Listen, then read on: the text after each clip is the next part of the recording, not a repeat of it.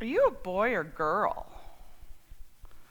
That was the question that some kid asked me when I was getting on the bus. It was 1984. I was 7. I can tell you exactly where that bus was in Denver. I can tell you exactly what I was wearing, all the way down to my mismatched Converse. But I cannot tell you what I said to that kid, or if I even answered that kid. You see, at 7, I hadn't started to entertain the concept that gender was something that we construct. There were a few things that I knew at 7. I knew how to build awesome forts out of couch cushions and sheets. I knew that I would grow up to have a long and illustrious career building Legos. And I knew that my brother was my best friend in the whole world, and that his nickname for me was Girly ever since I came home from the hospital. The night after I graduated from college in 1999 in Boulder, Colorado, my roommate was getting ready to leave for the Peace Corps, and she wanted to go out. She popped her head into my room and she said, "Hey, Dee, would you wear that long, skinny black dress that you look so good in?" Now, at 22, I was not much for dresses, but we had to celebrate, so I obliged her. After our fancy dinner, we went out to a club, and as I went into the bathroom, this big rough hand grabbed me by the back of the neck and yanked me out, and he slammed me up against the wall, and he said, "What'd you think you were going to do in there, man?" I just couldn't believe that somebody thought I was genetically male in that dress. He was so obviously angry and drunk, and I was so scared. It was just 6 months before that Matthew Shepard had been lashed to a fence and pistol whipped to death just an hour north of us. That was the very first time in my life that violence was associated with my gender identity. And I would never put that dress on again. A few years before that, my girlfriend and I had been out camping, and we decided to spend the night in the sand dunes. And before bed, we went into the bathroom to get ready. And as I came out of the bathroom stall, there was a woman standing there with her small child. And the second she saw me, she held her child back and she started yelling at me, "What are you doing in here? Don't you know this is the women's room? You shouldn't be in here." My girlfriend was angry and defensive, and she said, "She has every right to be in here." My bathroom choices are vexed with anxiety and grief. But my bathroom choice is a choice. When I go to hockey games with my buddy at the ranch, I use the men's room. Ironically, that might be why he and I never end up awkwardly on the kiss cam. You see, in a men's room, no one makes eye contact with you. No one talks to you. No one wants to know why you're in there, because in a men's room, they're only worried about what they're doing in there. The same isn't true about a ladies' bathroom. My partner Amy and I like to go to the theater, and we will go down to Denver to the DCPA, and at intermission, we do the same thing that every woman in that building does. We get in that mile-long line, hoping and praying that we're actually going to get to use the bathroom before they flash the lights on us.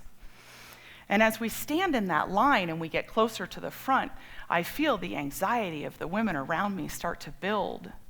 And I swear sometimes I can actually hear them say to one another, "How long is he going to stand there and keep her company before he goes to use the men's room where there's no line?"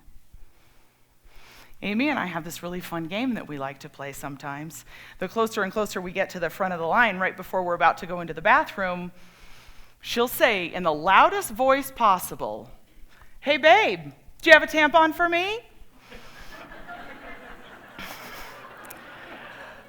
The women that get it giggle. The ones that don't just stare down at their shoes. Sometimes I try to answer her in hopes that there will be a hint of femininity in my voice that will calm everyone down. But I have to say, in practicing for tonight, I've recorded myself, and I now realize that my voice is completely androgynous.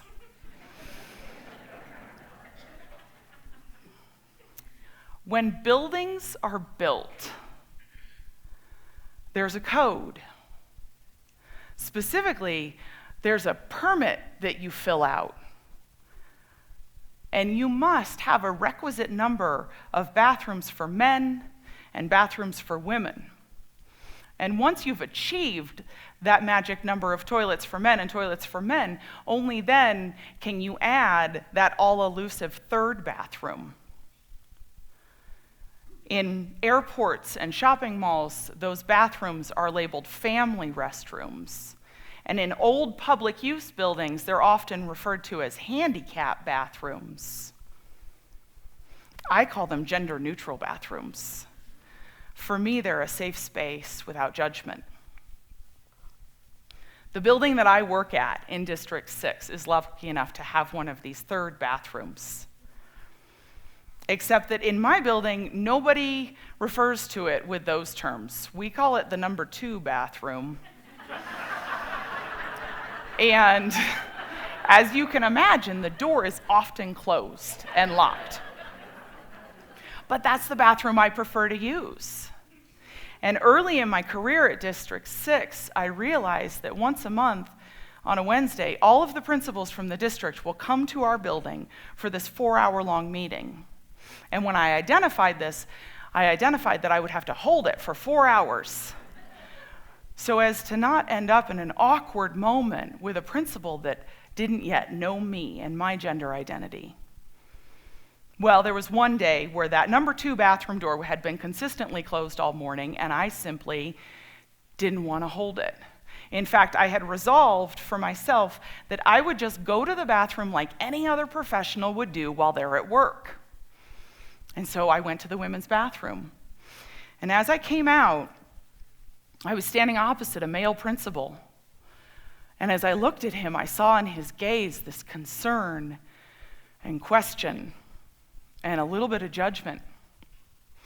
Now, my partner will tell me that that judgment is my own baggage, that I project that out onto people when I make eye contact going in or out of a bathroom because of all of the years of bathroom anxiety that I've experienced.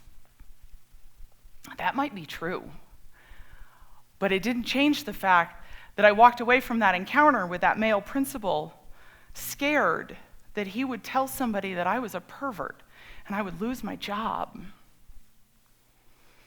It wasn't very long after that North Carolina passed what would become the first of very many bathroom bills in this country.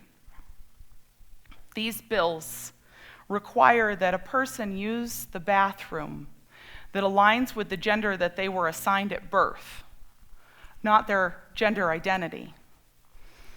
At the time, our liberal federal administration came out with a statement that said if a public school received Title IX funding, that they must allow students to use the bathroom that aligns with their gender identity. Again, I felt this anxiety and this grief and this fear because I didn't know what the Board of Education in Greeley would say about this.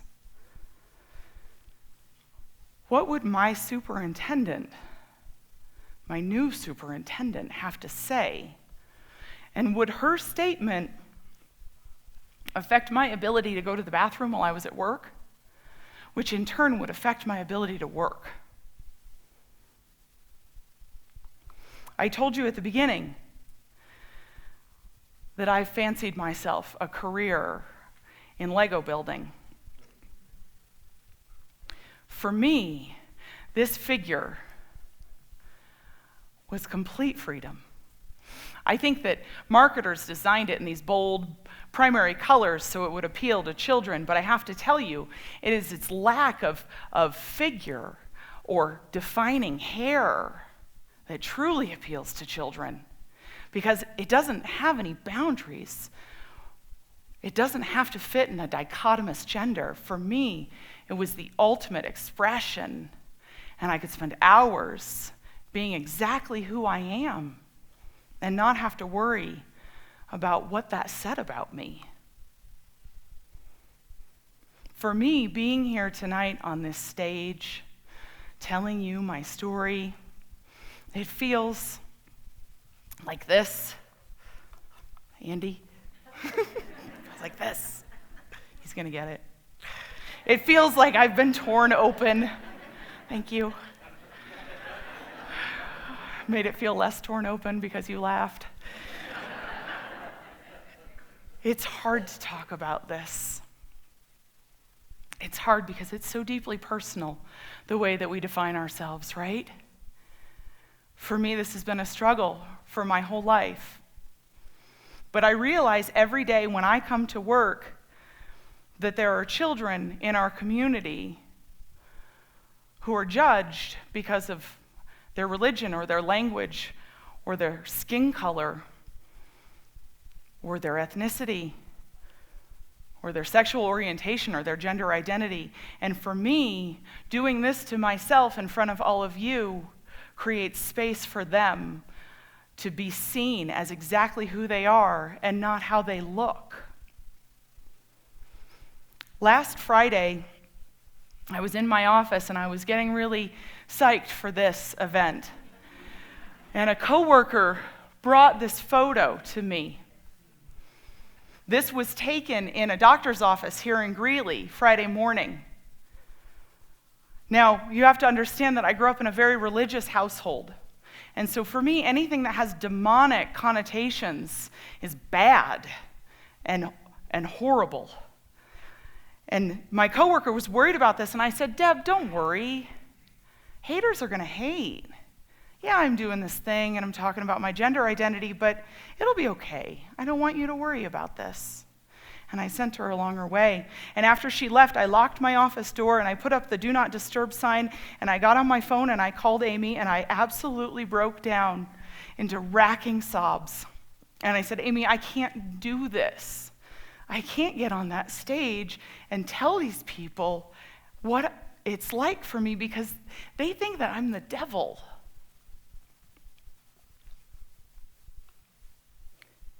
Amy said, Danielle, take a breath. Now take another breath. I'm so proud of you because you're gonna do this.